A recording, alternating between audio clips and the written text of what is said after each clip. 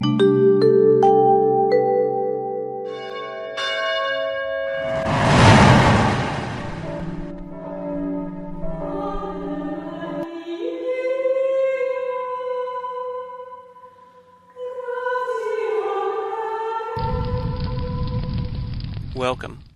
I'm Sebastian Mahfood, and you're listening to WCAT Radio, the on-air wing of En Route Books and Media, bringing you the dulcet sounds of Catholic wisdom.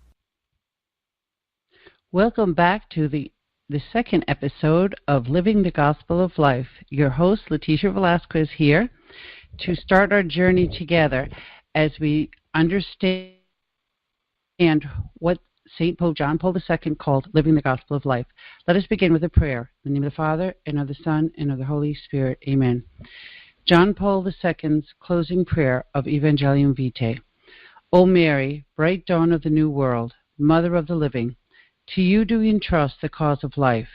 Look down, O Mother, upon the vast number of babies not allowed to be born, of the poor whose lives are made difficult, of men and women who are victims of brutal violence, of the elderly and sick killed by indifference or out of misguided mercy. Grant that all who believe in your Son may proclaim the gospel of life with honesty and love to the people of our time, obtain from the grace to accept that gospel as a gift ever new, the joy of celebrating it with gratitude throughout their lives, and the courage to witness it resolutely in order to build together with all people of goodwill the civilization of truth and love, to the praise and glory of God, the Creator and Lover of life. God our Father, Giver of life, we entrust the United States of America to your loving care. You are the rock upon which this nation was founded. You alone are the true source of our cherished rights of life, liberty, and the pursuit of happiness. We claim this land for your glory and dwell among your people. Send your Spirit to touch the hearts of our nation's leaders, open their minds to the great worth of human life and the responsibilities that accompany freedom. Remind your people that true happiness is rooted in seeking and doing your will. Through the intercession of Mary Immaculate, patroness of our land, grant us the courage to reject that culture of death. Lead us into a new millennium of life. We ask this through Christ our Lord. Amen. Recently in the news, in fact it was a week ago, Pope Francis had something to say about eugenics. So I thought that this show should be focused on explaining what eugenics is and how Pope Francis is to be understood when he refers to eugenics as a white glove version of Nazi Germany. Pope Francis, I'm reading from the Washington Post. Pope Francis denounced abortion on Saturday as the white glove equivalent of the Nazi-era eugenics program and urged families to accept the children that God gives them. Francis spoke off the cuff to a meeting with Italian Family Association, ditching his prepared remarks to speak from the heart about families and the trials they undergo. He lamented how some couples choose not to have any children, while others resort to prenatal testing to see if their baby has any malformations or genetic problems. The first proposal in such a case is, quote, and this is Pope Francis speaking, do we get rid of it? Francis said, the murder of children, to have an easy life. They get rid of an innocent. Francis recalled that as a child he was horrified to hear stories from his teacher about children thrown down the mountain as if they were born with malformations. Today we do the same thing, he said. Last century, the whole world, he said, this is Francis again, last century the whole world was scandalized by what the Nazis did to purify the race. Today we do the same thing, but with white gloves, Francis said. He urged families to accept children as God gives them to us. Francis also decried how women are often considered part of a throwaway culture, used to prostitute themselves. How many of you pray for these poor women who are thrown away, for women who are used, for these girls who are to sell their dignity to have a job? Francis has dedicated much of his pontificate to preaching about families, marriage, and the problems that families today encounter. So Francis was referring to the Nazi-era eugenics, and it's very important to know what eugenics is so that we can discern what's happening in the current culture and react to it when it enters into our own lives. I quoted Pope St. John Paul II last week, and I will probably every week, reminding you how important it is to be engaged in the culture of life. He said in Evangelium Vitae, chapter 28, quote, we are facing an enormous and dramatic clash between good and evil, death and life, the culture of death and the culture of life. We find ourselves not only faced with, but necessarily in the midst of this conflict. We are all involved, and we all share in it, with the inescapable responsibility of choosing to be unconditionally pro-life. So eugenics is here to stay, unfortunately. So I'm going to give you a little review of eugenics, and we're going to talk about how that is effective today. How are we reenacting with white gloves on the Nazi eugenic policies of the Holocaust? Well, Thomas Malthus, as many of you know, was an economist in 1779 who predicted that the human population would grow exponentially. It would outgrow our food supply. This would lead to what was called a Malthusian catastrophe, in which the poor would starve, and only the rich and powerful would be left alive. Far from being a catastrophe, many rich of the time thought that this was natural selection, and that the poor would be necessarily culled. It would be difficult, but a necessary culling of the inferior. So where was this attitude coming? Well, it didn't come from Charles Darwin, because he wasn't around yet, but it was a mentality that the rich were inherently superior to the poor and had a right to be here where the poor didn't. This is something that we've dealt with throughout history. But Charles Darwin sort of codified this into science. He developed, with his cousin Sir Francis Galton, the science of social Darwinism, also known as eugenics. Charles Darwin developed a theory of natural selection, as we know it, the survival of the fittest, which gives us evolution. Supposedly, animals and all creation is working towards perfection as the weaker die off and the stronger live. So because in human society we have built-in protections of the weak, we are not, according to the Darwinian theory, we are not engaging in natural selection. The rich people have a lot of protection if they have somebody who's sick, and the poor people, even the poor people in many of our societies, are given many health benefits and food and shelter, where in a more base society they would be allowed to just starve. So therefore those that are considered weak, that is the poor, are able to survive when, if let's say if we were an antelope with a leg that was injured, we would be the first one to be captured by the lions. So some people in the 1800s saw this as a problem that perhaps government could intervene and affect. But let me go back to Charles Darwin. Okay, so theory of evolution was developed into social Darwinism with the help of his cousin Sir Francis Galton in England. He was talking about that those are feeble constitutions, they will be forced out. He wanted to encourage those who are vigorous, noble, and socially successful to breed. That is, he was looking at what we call positive eugenics. Eugenics is the study of the agencies under social control that improve or impair the racial qualities of future generations, either physically or mentally. So we're improving the race. We're talking about survival of the fittest. Now, there's two ways to go about eugenics. There's positive eugenics, which Francis Galton endorsed, where you encourage those who are socially fit, those that are successful, the top people in society, to have larger families. At the time of the Industrial Revolution in the 1800s, the rich were having fewer children, and people were leaving the farms, coming into the cities, and the social problem of poverty was brought under the noses of the elite, so to say. So there was an interesting connection between Charles Darwin and his cousin Francis Galton, as they were cousins. So they had a pact, the Galton family, the Darwin family, the Huxley family, and the Wedgwood family, to only breed with one another for several generations and produce supermen. Well, we don't know that had turned out, but I never heard of any supermen coming from that pact. So this was the mentality, though, that some people are genetically superior, and that also includes things like feeble-mindedness, which was an 18th century word for those who are mentally ill and those who are mentally retarded, and also the disease of alcoholism, poverty, criminality, and epilepsy, and even things as tuberculosis were considered inherited. These diseases weren't understood. So it was all considered a matter of genetics. You were poor because you had poor heritage. You had poor genes. You couldn't help it. If your father was poor, you were going to inherit the poverty, and as there was no socially upward movement and no real interest in helping the poor escape poverty, it was blamed on genetics. It's very convenient for rich people to control others by considering them less human or subhuman. This is not something Hitler invented. It's something he more or less inherited and developed to its logical conclusion. So eugenics played on the fear that inferiors, like the poor, like my ancestors from Europe, will breed faster, and there will be catastrophic increase of their population. The human race will be dragged down by inferior people.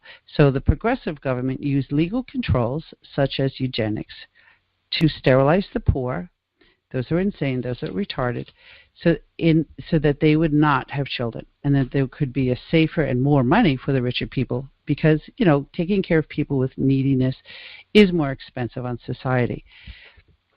So it's very important to note that at the turn of the century, the United States was really the home of eugenics. It was born in England, but it came into the United States. The 1900s, North Dakota was the first state to ban marriage of those with alcoholic tendencies, tuberculosis, or insanity in their family. We call it mental illness now. Indiana has the dubious honor of being the first state in the United States, 1907, that sterilized the mentally ill and the criminally insane. They were sterilized in their institutions. By the 1930s, 28 U.S. states passed laws that the mentally ill would be sterilized, and those that were in prison would be sterilized. So that led to the sterilization of 15,000. 1939, 30,000. By 1939, 30,000 Americans were sterilized in American institutions. Later, we saw how that was extended to members of certain races. But at this time, it was something for mental illness and criminality. So the Weimar Republic in Germany in the 1930s and 20s took note of this terrific advance that was being made in America and learned from us. We had the Cold Spring Harbor Labs, in which Mr. Laughlin had the Eugenics Records Office, where he advised the U.S. Congress on such issues as immigration, marriage restrictions. In the South, it was illegal for blacks to marry whites for many years, and sterilizations, as we discussed before. He coined the term and made it popular among American scientists and then American households in general, racial hygiene, race hygiene. So like you keep your body clean, you keep your race clean, you keep it pure. So there was a great fear in the 1920s of the poor European immigrants that were coming in by the millions, about 1 million a year, from countries that of the Northern European ancestors, the British, notably the Northern Europeans and the Scandinavians, were considering inferior, notably Southern Europe and Eastern Europe. So they were afraid of these mostly uneducated Europeans coming in, many of whom were Catholic, and don't forget the elites at this time were Protestant, WASPs, white Anglo-Saxon Protestant. And they were really afraid that these people who were poor at the time and not educated, would overrun this country and cost us many things. It sounds familiar to some of the immigration debates that are going on today. But with the help of Cold Spring Harbor Labs, they had record keeping. They did lots of surveys, and they drew conclusions based on erroneous evidence that, for example, Italians were prone to violence and Irish were prone to alcoholism. So they would make these erroneous judgments on certain races and advise the U.S. to do quotas of certain people so that we wouldn't be overrun. So we have sterilization, we have immigration quotas, we have marriage restrictions. In Virginia, they created a colony for feeble-minded people on which Carrie Buck had a mother, and then who had Carrie, and then Carrie was raped and had another child. And this became the Buck versus Bell case before the U.S. Supreme Court, where Justice Oliver Wendell Holmes, speaking for the majority, said 3 generations of idiots is enough. The sterilization of Carrie Buck was justified because it was deemed that she and her mother were feeble-minded and promiscuous, and therefore should no longer breed. So, believe it or not, this law is still on the books, and I don't know if it's being followed, but the United States had codified the fact that some people have no right to have children. Along with that, Margaret Sanger, in 1916, opened the first birth control clinic in Brooklyn, New York. Pretty soon, her so-called right to have control over your body, women's bodies, by using birth control methods which were not approved by any church at that time. The first church to approve birth control was the Anglican Church in 1930 in the Lambeth Conference, and it was only approved for married couples. So Margaret Sanger was pushing birth control in 1916, interestingly, among the poor in Brooklyn, where my Italian, Irish, and Polish ancestors were living at the time. She was quickly incorporated into the eugenics movement. There's an interview she did in I believe it's in the 50s on TV with Mike Wallace, where she said, quote, "I believe the greatest sin in the world is bringing children into the world that have disease from their parents." That would include me with a child with Down syndrome. She said, "They have no chance in the world to be a human being practically. My daughter, who just went off to get ice cream with her father, happily in the car, 16-year-old girl, has no chance to be a human being practically." Well, that's what Margaret thinks. She said delinquents and future prisoners are all marked when they're born, basically in the same way as my daughter is marked with an extra chromosome in every cell of her body. They believe that these characteristics make people undesirable and should never be born. Now, she wasn't, at that point, Planned Parenthood was just under formation, but Planned Parenthood started with birth control.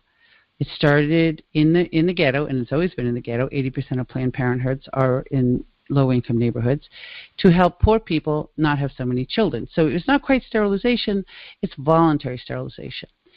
So it is said that Margaret Sanger corresponded with people in Germany, and that they were admiring one another's work.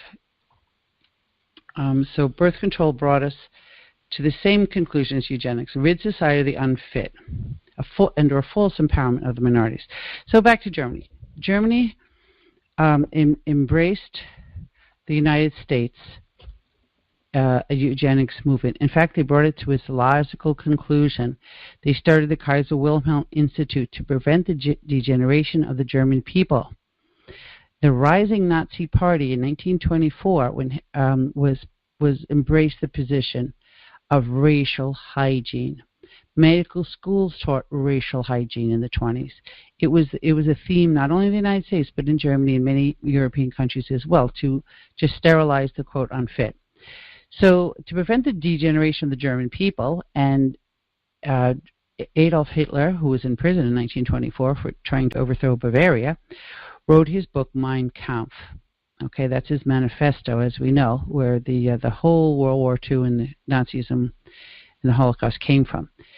This is the main theme of Mein Kampf. Race is the center of all our efforts, meaning racial hygiene. It is a disgrace to bring children into the world despite their deficiencies. It sounds like Margaret Sanger, doesn't it? And the wishes of the individual mean nothing. It was a collective mentality to purify Germany, and that's 1924. Well, we know where that ended up.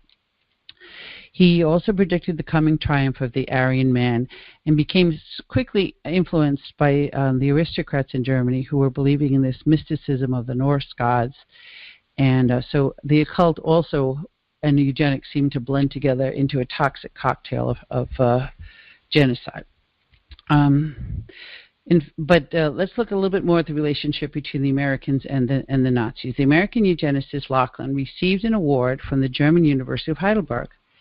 And he, at his award ceremony, lauded the common understanding of German and American scientists on the nature of eugenics. In fact, Germany sterilized 375,000 people. There was an American eugenist who said, the Germans are beating us at our own game. In 1939, the very first gas chambers were opened. And who were they opened for? They were opened for the T4 program. The T4 program, named after an office in Berlin, the Tiergartenstrasse 4, was a program where Nazi doctors that were caring for the mentally ill, who were all in institutions at the time, and people like my daughter with Down syndrome who had various forms of mental retardation. They had whoever was considered institutional, epileptics, anyone who had a physical deformity, anyone who had learning disabilities was put in an institution. In fact, Pope Benedict XVI had a cousin with Down syndrome who was taken from his family when he was 14 in 1944 and never returned. A few months later, the family received a letter saying he died in prison. Well, that was no mistake. Since the Nazi death chambers opened for those that were mentally ill, those with mental retardation, They were killed in the same manner as the Jews and the other death camp people were killed. They were killed in the showers. They were killed by gas chamber.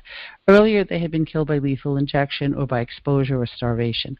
The doctors would evaluate the patients and either put a plus or minus next to their name, much like the Roman emperor with the gladiators in the Colosseum would do a thumbs up to live and a thumbs down to die. So these about 40,000 people were killed in these death chambers. There was an outcry in the German public, so the program didn't disappear; it just went underground. But basically, that was the test case for the Holocaust. And as we all know, we know where that ended up.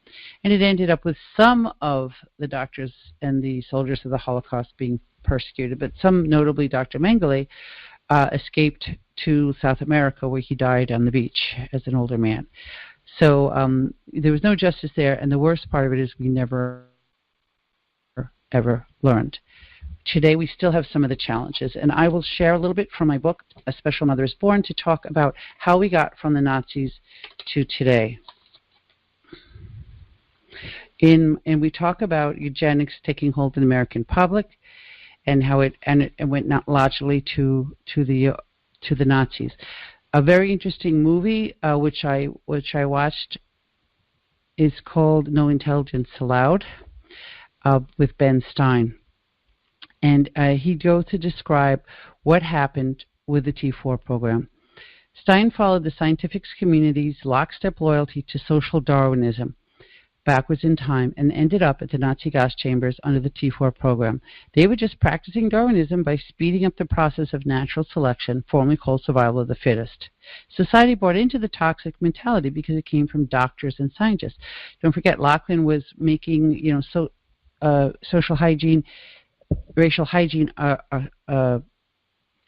a word in common parlance in American society. People were taking pride in the purity of the race, even in America, giving prizes in local fairs to those who had good genes and were strong and healthy and Northern European. So Ben Stein followed the trail from Planned Parenthood founder Margaret Sanger, who was a dedicated eugenicist working overtime to rid the world of people like my immigrant grandparents. While she was ostensibly offering women choice, she was seeking to rid American society of unfit, more Darwinism in action. And we're still in the midst of Sanger's legacy, as 60 million Americans have died of abortion, far surpassing the darkest dreams of Hitler and Stalin combined. If we continue to allow ourselves to be dominated by militant atheist scientists whose agenda blinds them to basic human dignity, we will find ourselves in a totalitarian state. The scientists who were interviewed in the movie Expelled, No Intelligence Allowed, shamelessly admitted that they wish to destroy the power religion holds on culture and relegate it to an innocuous hobby like knitting. So who was the one protester of the Holocaust? It was the faithful. All right, they were protesting the Holocaust and they were dying. Pope Pius XII was hiding Americans and Jews in the Vatican. He was hiding them in convents and monasteries throughout Europe. So much so that after his death, he was honored by the mayor of Rome, a Jew who became a Catholic and called himself Eugenio after the Pope's given name. And the Pope Pius XII was given the title Righteous Gentile from Israel. So the Catholics and many Protestants and righteous members of other faiths were fighting eugenics in the Nazi empire, yet atheist scientists want to get rid of our influence on society.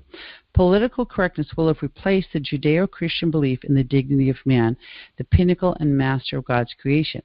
We will find ourselves enslaved to a materialistic ideology. Materialistic ideology says that you are only valuable as you are useful to society. So certainly somebody who requires more money from the state, who requires Social Security, who requires medical care, like my daughter, several therapies a week, certainly we're a drain on society. And like the eugenics program of the Nazis, it didn't come out of nowhere. Nazi school children were taught math based on how much does it cost to feed a mentally disabled person or a mentally ill person in an institution. And how could this money be better used to feed the soldiers? The German soldiers. They were rebuilding the military at the time. So entire German society and American society were being taught that some people are of less value than others. Right? That's eugenics and that's materialism, saying that nobody has an intrinsic value from God, that all of us are only worth what we can contribute materially to society.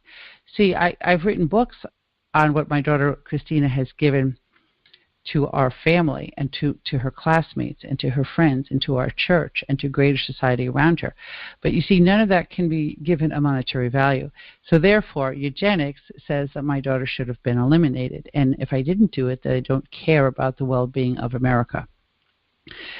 So again, it's very important to understand that political correctness will have replaced the Judeo-Christian belief in the dignity of man if we allow it, the pinnacle and master of God's creation. We cannot allow political correctness, that is, children with disabilities and those who are elderly and sick may not be allowed to live. That is just, it's an abomination to those who believe in God. All right, and we saw that in the terrifically unfortunate case of Terri Schiavo, who was not dying. She was a disabled woman, but she was not dying. Her parents wanted to care for her privately, but her husband won a court case, and he won the right to literally starve and dehydrate not a healthy woman. She was disabled, but she wasn't dying. A young woman to death. All right, so come into the present day, and we have at the Nazis with horror. We said, how could they do that? How did this happen? Who knew? And if I were there, I would have done something. I would have stood up and been counted. Really, really, really. Would you have stood up if it meant your life? If it meant your children would be killed and you would be killed? I like to think I would, but let's be honest. That was a very difficult time, and we really would have taken extraordinary courage. But yet today, we do have a form of the Nazi Holocaust coming. And I want to quote to you, again, from my book on where this Holocaust is coming for. Say, the Jerome Lejeune Foundation in their Genetique Press Review points out that prenatal diagnosis of disabled babies is a form of eugenics. When screening for defects is systematic, organized, and lead to the elimination of children with Down syndrome in most cases, abortion after finding Down syndrome in prenatal tests is 93% in France. It's 67 to 90% in America. And there are countries such as Iceland that bragged in a recent CBS special that they are looking to eliminate the last child with Down syndrome from Iceland. Well, that is impossible because Down syndrome occurs randomly within any population, rich, poor, no matter what country you come from, what your genes are. It is a randomly occurring event in which a child has one more set of chromosomes throughout every cell of their body. So in order to eliminate such people from society, it's necessary to find them before they're born, while the mother's pregnant, and kill them through abortion. That's the only way to eliminate Down syndrome. Interestingly, you don't see the same country saying we want to cure Down syndrome, we want to heal Down syndrome, we want to help people with Down syndrome. No, we just want to get rid of them. Why? They cost us money. In a materialistic culture, that is all that seems to matter. So eugenics can be the result of a restrictive policy or be a consensual trend on the part of an entire society. You see, you don't have to be the Nazis to have eugenics. Prenatal testing is eugenics. This is a quote from Jean-François Maté. He said that although there is, quote, no collective decision to eliminate sick or handicapped unborn children, in reality, the sum of all individual decisions amounts to the same thing. You see, if we consider it our moral obligation to abort babies with Down syndrome, we end up pressuring mothers and fathers who find out that their child has Down syndrome into abortion. How do we pressure them? Well, let's look at a story from my friend, Tammy Lucella, who contributed a story to my book, A Special Mother is Born. We talk about her pregnancy. It was one of several pregnancies that she had, but her final pregnancy, she was faced with uncertainty and despair. She had one healthy boy and had lost 3 miscarriages, baby girls who died of chromosomal abnormalities early in pregnancy. So here she's facing this uncertainty. She walks into her obstetrician's office. They monitored her fully for a couple of months, and the doctor, during her next pregnancy, this was her 5th pregnancy, when the doctors told me they suspected the baby had Down syndrome, something I had only vaguely heard of, I began to cry. Chromosomal damage were words I had heard before, which were words would come to mean pain. As wounded and confused as I was, I knew I was going to have to do everything I could to help this baby survive. I also thought I would have everyone's support. This would prove to be a fantasy. So many mothers are willing to have a baby with Down syndrome, but they find themselves alone. They find their doctors expecting them to have abortion, their sonographers, their nurses, their friends, their colleagues at work, and unfortunately, sometimes even their spouses. I'll continue to read. My husband and I agreed to prenatal testing. Our daughter's heart was not growing and forming properly, but all else seemed to be okay. The next 4.5 months were terrifying, lonely, and confusing. I had been labeled, quote, the woman carrying a Down syndrome baby, unquote, and my baby had been labeled Down syndrome. I felt isolated and distant from family, friends, and doctors. People looked at me with pity. I felt as if I were dropped on a deserted island with sharks circling, waiting to take this baby from me. This is a woman who is married, a Catholic woman married, solidly middle class, but she feels threatened in a pregnancy. She's in a crisis pregnancy when she never expected to be. The doctors wanted to take my baby from inside of me and discard her in the garbage behind the doctor's office. My baby in the garbage. I had to find the strength to see this through. I talked. I cried and sang to my precious baby all night and day. I rubbed my belly to make contact with the life that was moving inside of me. I wanted to assure that Mommy loved her, and no matter what, she was the love of my life. Our emotions and thoughts play tricks on her us as well. You're as strong as an eagle and as weak as cornered prey. You're confident and then terrified. Your faith in God is everlasting and destroyed by Satan's whisperings. Pregnant women are vulnerable anyway to mood swings. Well, when you have a woman whose family, whose friends, whose doctors have turned against her and decided that the best thing is to abort her baby, and she knows in her heart that's the wrong thing to do. We have a society that has been converted into a society of voluntary eugenics. But how voluntary is it when a woman feels cornered like this? In my interviewing of 33 parents who had special needs children for this book, I found many a mother that had to change doctor midstream. And that's not easy, as you know, to look for a doctor that would not harass her every time she came in to have an abortion. All right, and again, these are women with health insurance. These are women for whom having a baby was an anticipated event, especially a baby that's carried to term. I lost 3 babies myself in miscarriage. I know how happy I was when my 6th pregnancy was healthy and was surviving, even though I had a premonition that Christina had Down syndrome. I still felt so blessed to be able to have a child. So how does that turn into a crisis? Because our society has been imbued with the Margaret Sanger ideology that it is a sin to give birth to a child who has a disability. Well, here's what Pope John Paul has to say in 1995 about prenatal testing. He's not against it, but he has some cautions for us. So this is a quote directly from Evangelium Vitae, the Gospel of Life. Special attention must be given to evaluating the morality of prenatal diagnostic techniques, which enable the early detection of possible anomalies in the unborn child. In view of the complexity of these techniques, an accurate and systematic moral judgment is necessary. When they do not involve disproportionate risk for the child and the mother, they are meant to make possible early therapy or even favor a serene and informed acceptance of the child not yet born. These techniques are morally licit, but since the possibilities of prenatal therapy are very limited today, if not infrequently, happens that these techniques are used with eugenic intention, which accepts selective abortion in order to prevent the birth of a child affected by various types of anomalies.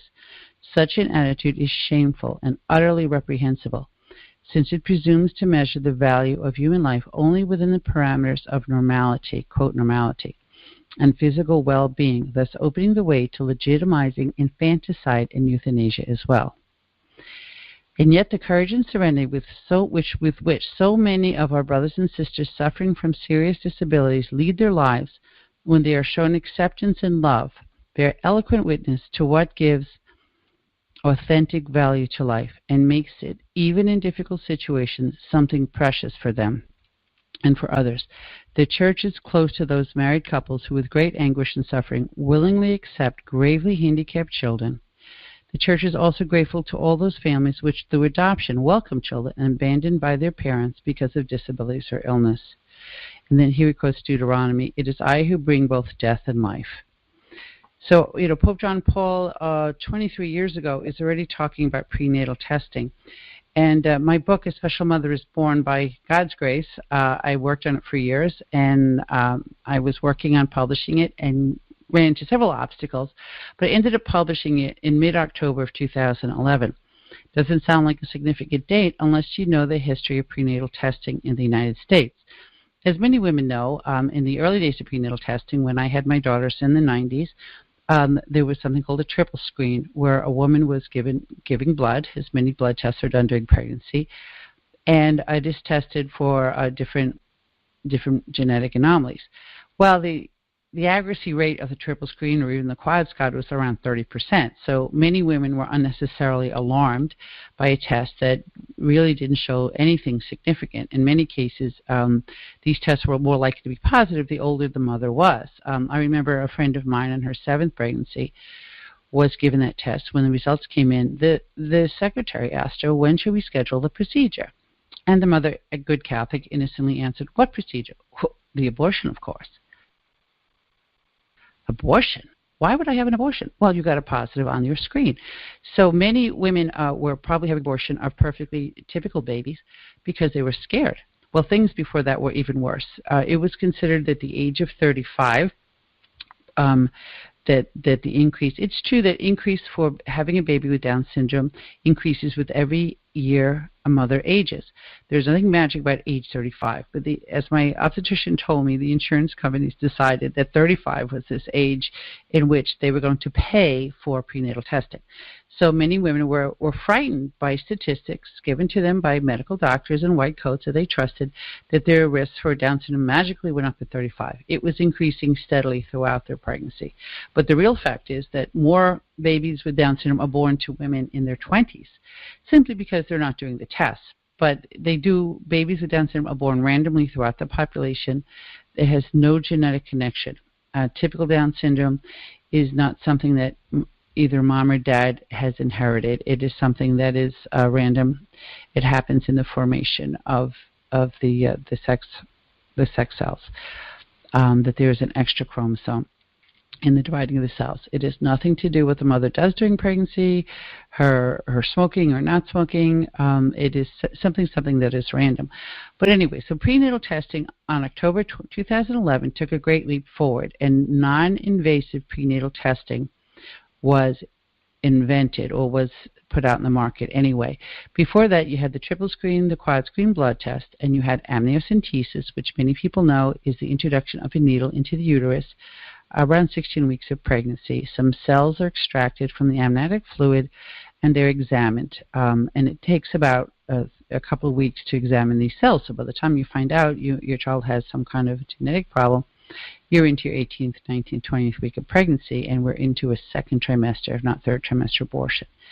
So it's very, very emotionally laden experience for many women. Also, chronic biliary sampling is another means of obtaining these cells. But in October 2011, when the week my book was published, it also, non-invasive prenatal testing opened up. And this was touted by the first test was called Maternity 21, which I thought was ironic because maternity and 21, the 21st chromosome, this is a way to find out if your baby had Down syndrome so you could have an abortion before that baby could be born. So that test first entered out on the market. And what it involves is women giving blood, just like a normal triple screen. There is no risk to the unborn baby by the mother giving blood, as there is in amniocentesis, which carries, I believe, it's a 1% chance of miscarriage, and chronic biliary sampling has the same. So there's no risk. And John Paul said that there's nothing wrong with prenatal testing. If you are doing the testing, you want to know what your child has anomaly fine so you can prepare yourself, or if there's any therapies that we can do prenatally, then it's perfectly acceptable. But as Pope John Paul noted in the 90s, there was very little acceptable treatment. There was very little treatment that we could give babies prenatally for Down syndrome. In fact, there's nothing right now that we know of. Why?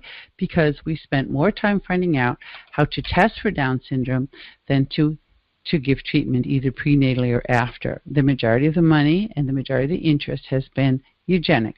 Let's prevent the birth of those that are disabled, because they're a burden to their parents, a burden to society, a burden to their citizens. So it's very, very upset upsetting to know that that new test that took the mother's blood and worked by counting the chromosomes. We didn't know, but the chromosomes of the baby are actually floating in the mother's blood. So you can count and see if there's extra 21st chromosome, then it's not mama, it has to be baby. So this test was touted to have a 99% accuracy rating. Okay, we don't know if that's true or not, but that's what the manufacturer says. 99% accuracy. What does that mean? Well, even though it's just a screening test, that is, it's not definitive, if you're promised a 99% accuracy rating, you're not likely to get that big needle in your tummy at the 16th week of pregnancy. You're likely to say, in the 12th week, before the baby is noted to move in your belly and you're attached, you might even be showing, to have an abortion because, oh, well, I've got a really good chance of having a baby with trisomy 18, trisomy 21, which is Down syndrome, or some of the other fetal anomalies, anencephaly. Let's get this done earlier. So it will definitely lead to an increase in abortions. There's no doubt in any reasonable person's mind. And what's disturbing is many countries like New Zealand and Britain through their national health systems, are paying for non-invasive prenatal testing. Why? Well, because it's obvious savings to the government. If the government's paying for your health care from womb to tomb, then certainly getting rid of people like my daughter who cost more to the health care system certainly is an economically sound move. Again, we're moving to materialism. She will cost the government more than, say, a typical child. Of course, when my daughter was born, I reminded the nurses telling me about her Down syndrome that my daughter is very unlikely to tax the criminal justice system. She's very unlikely to be on drugs, and she's very unlikely to cause me any trouble as a teenager other than, typical Down syndrome stubbornness. I mean, she's not going out and getting pregnant, not getting a tattoo, not getting piercings, and going off on me. She's going to be a loving member of her family, if stubborn sometimes, member of her family who's going to be of great worth to society. So it's really wonderful to see how she's growing into an adult and to be part of this. But it's certainly it's terrifying to those of us who have children with Down syndrome to know that our children were targeted, and that we're certainly going to be living with a child that some people would see as a burden. And it's very, very sad because when my daughter was born, I took my girls behind my house. I lived in Long Island in a small town, to the baseball field where they play girls softball. Well, I brought Christina one time. She was just a little baby in the carriage, and I felt very, very uncomfortable. I couldn't put my finger on it, but let's put it this way. I never brought her back to another game.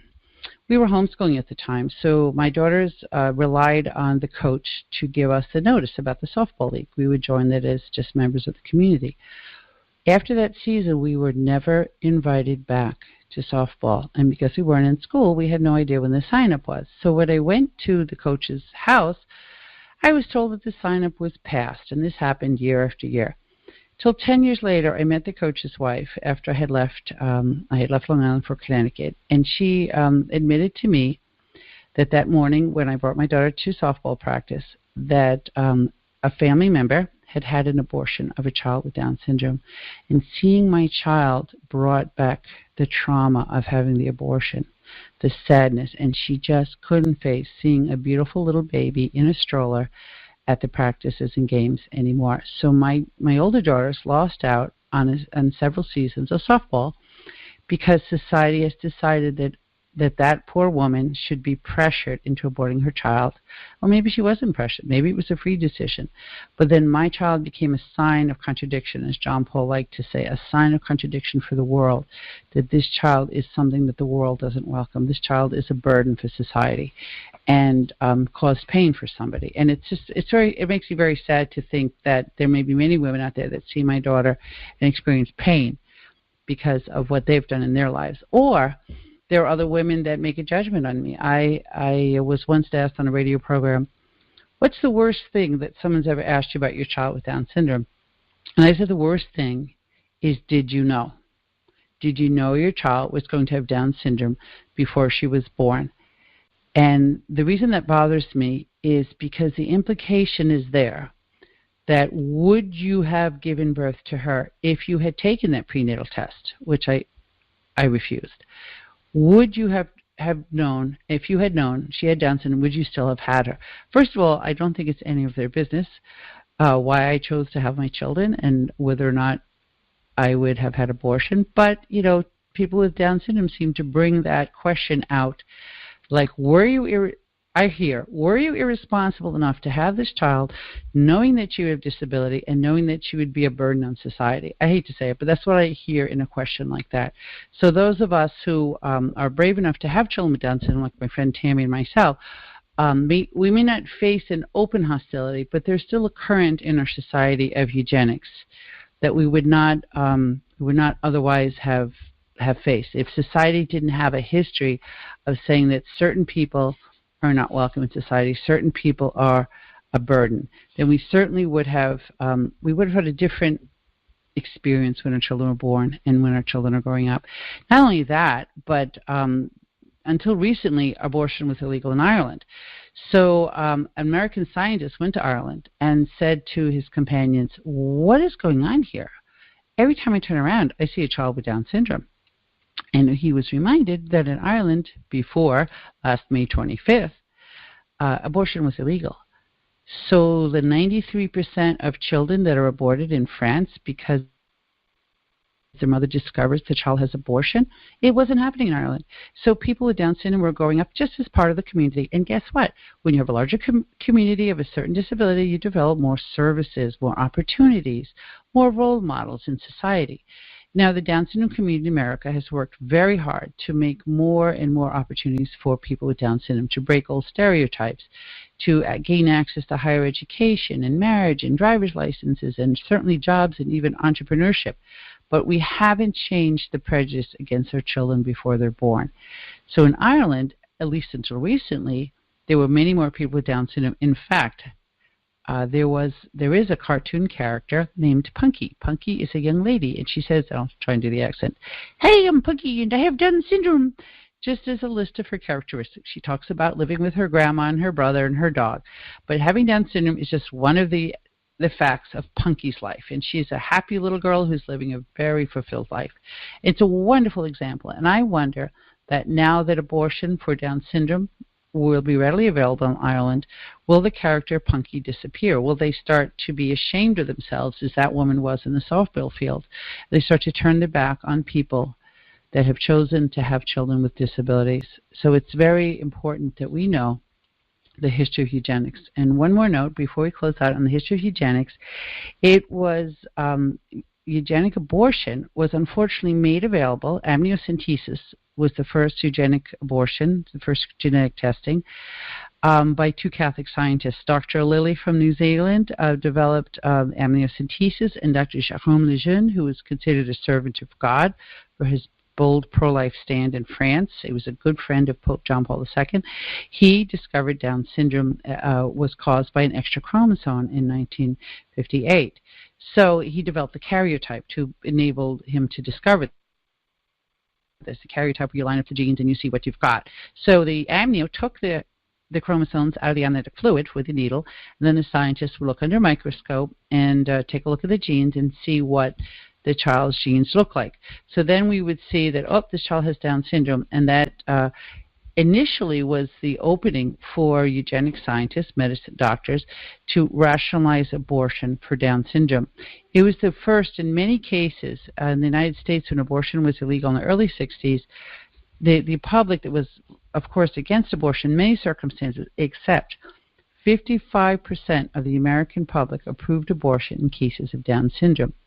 Now, remember what children with Down syndrome were treated like in 1955. They were institutionalized in institutions like the horror show that Geraldo Rivera revealed in his special on the Willowbrook institution in Staten Island, where people were starved and living in filth and a general terrible situation.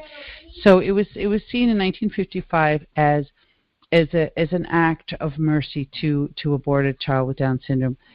And of course, then we also didn't understand how beautiful the baby is and how early in the development of the child, that the baby had a heartbeat, the baby was sucking their thumb, that the baby was fully formed way early into pregnancy.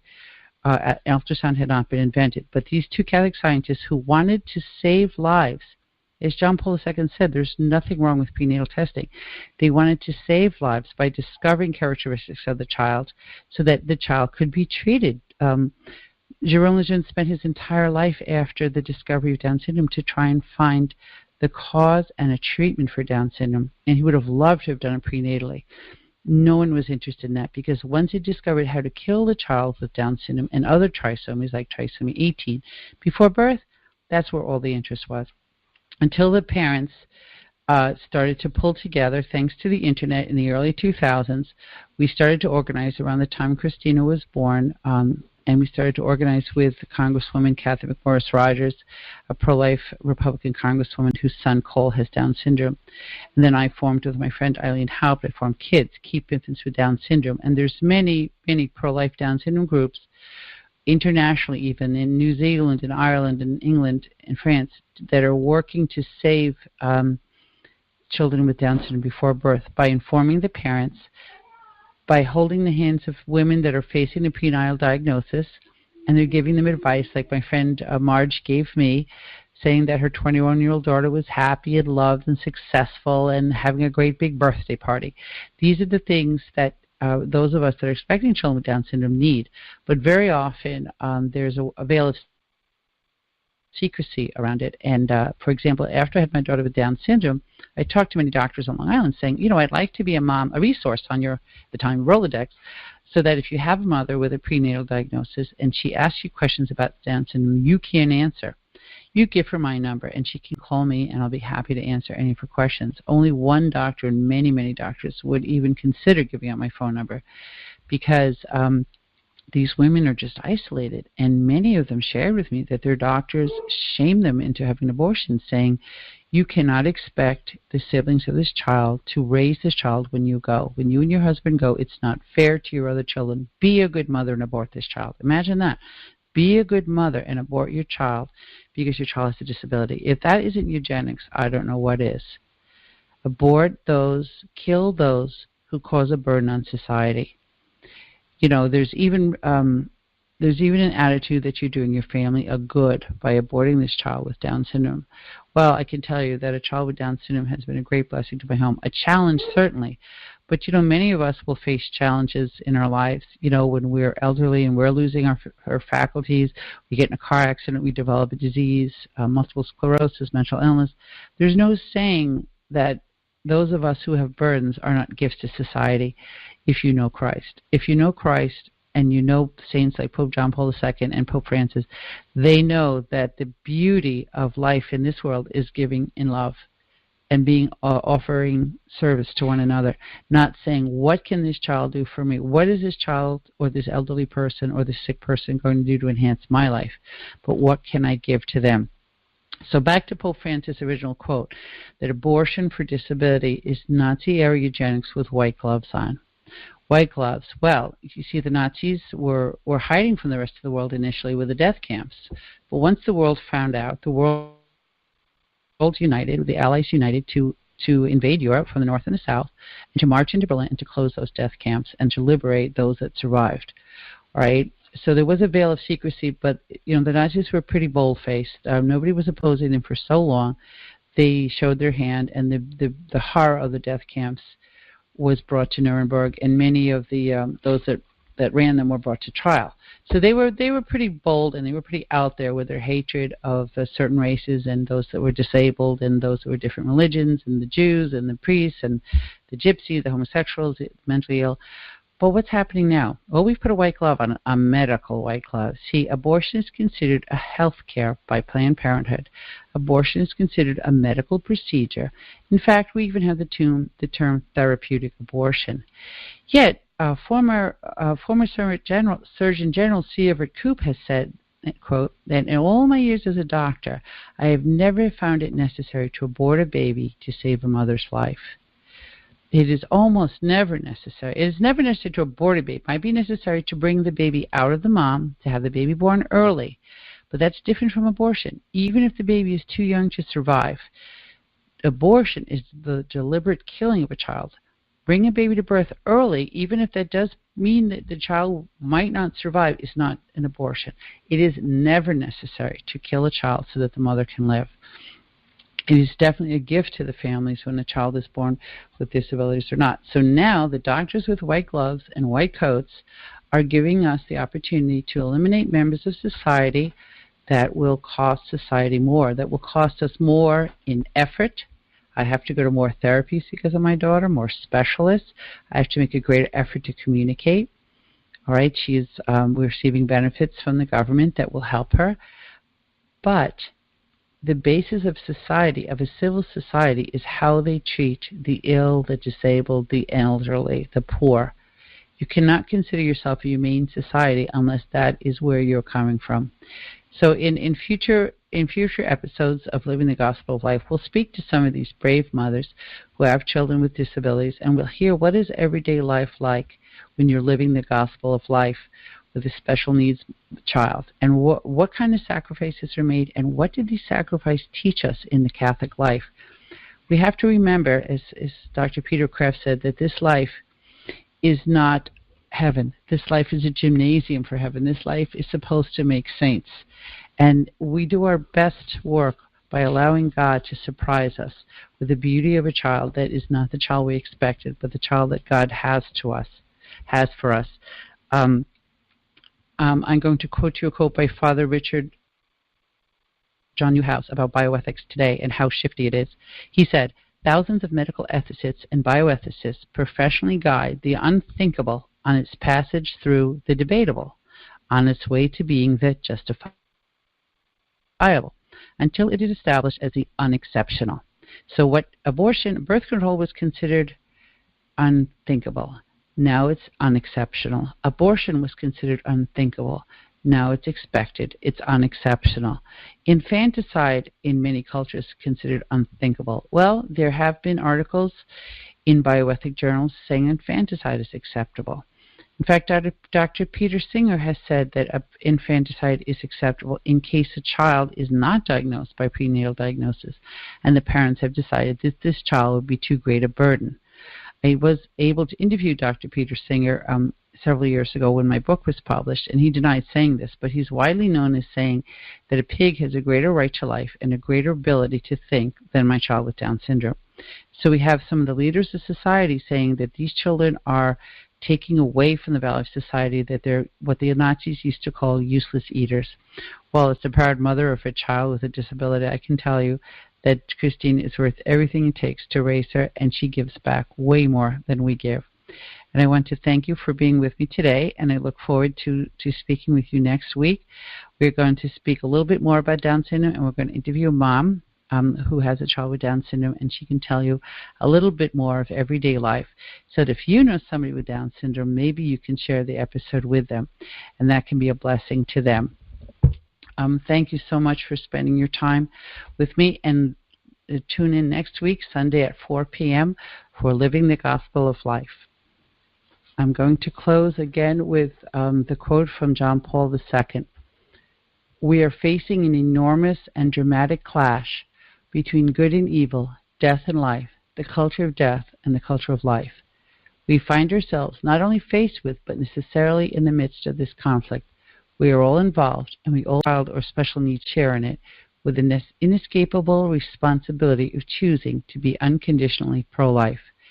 Every day, each one of us must make a choice to be unconditionally pro-life. From the moment we get up, on social media, in our workplace, in our churches, in our homes, how we interact with our family, how we interact with our neighbors, how we talk about people. Do we smile at people with disabilities? Do we hold the door for them? Do we rejoice at the birth of a disabled child or special needs child among our friends? I've even heard of some of my friends saying that they were given sympathy cards when their child was born. No, you need to rejoice. Any birth is a miracle, even if the child lives a few minutes. Any birth is the birth of a soul that will live for eternity, and is a gift. It is God's plan for this world to have people that teach us lessons in patience, and teach us lessons in courage.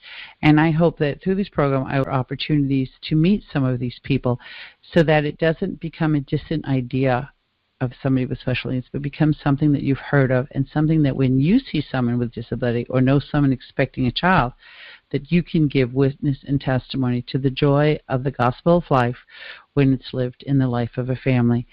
Thank you, and God bless you. We hope you enjoyed the program. and will join us back for another show on WCAT Radio. This is Sebastian Mahfood.